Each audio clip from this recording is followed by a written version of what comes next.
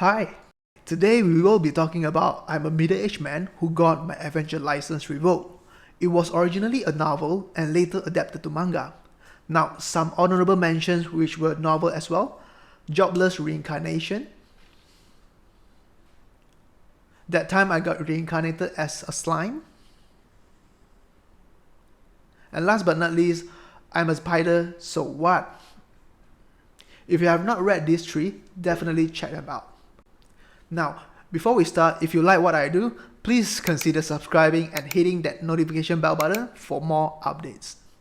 Back to the topic, our main character Douglas was one of the strongest sorcerers who could even take down the fiercest beasts, so naturally he was respected by everyone.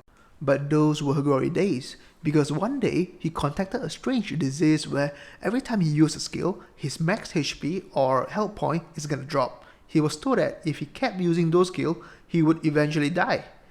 And because of that, Douglas is no longer able to accept any more quests, as he would now die very easily because of the low HP.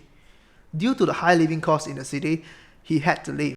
He is now staying outskirts in small towns and villages looking for low-end jobs where he doesn't need to use any skills. Now, those who saw the video thumbnail knew this is coming up. So one day in the forest, he found this big-ass wolf, also known as a Fenrir. He then found that this Fenrir is under a spell, but not just any spell, a tricky one. It is a transformation hex, meaning the Fenrir could originally be human. Douglas knew he has to help the Fenrir, but it may cost him his life. Even then, he decides to undo the hex. He's gonna use his life to exchange for whoever is inside the Fenrir.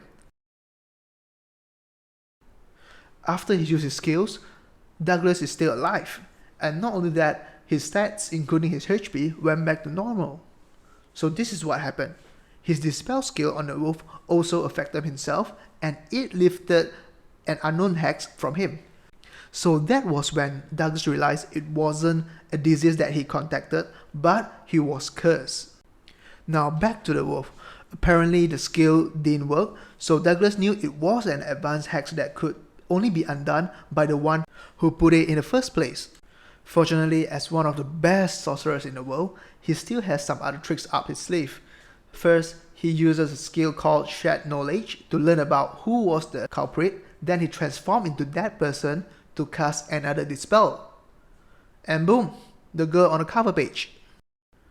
Douglas learned that the girl's name is Ravi. He takes good care of her and even cooks her food. Oh, have I mentioned that Douglas is a great cook?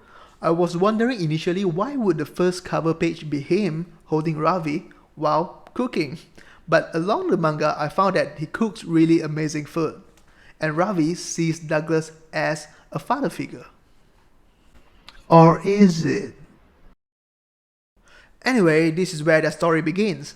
I'm not gonna tell you the whole story, but here's a sneak peek of what to expect in their journey later on. You're gonna see some epic monsters, some battles, and many instances where he flexes his skills to help the people they meet on their journey.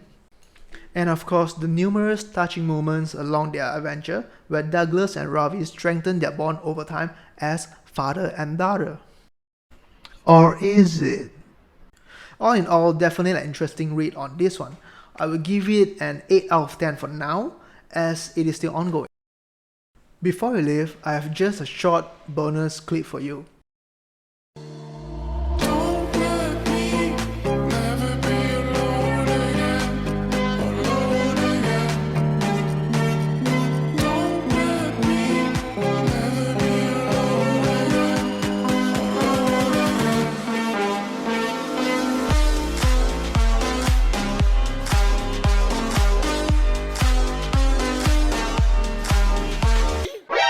NANI?!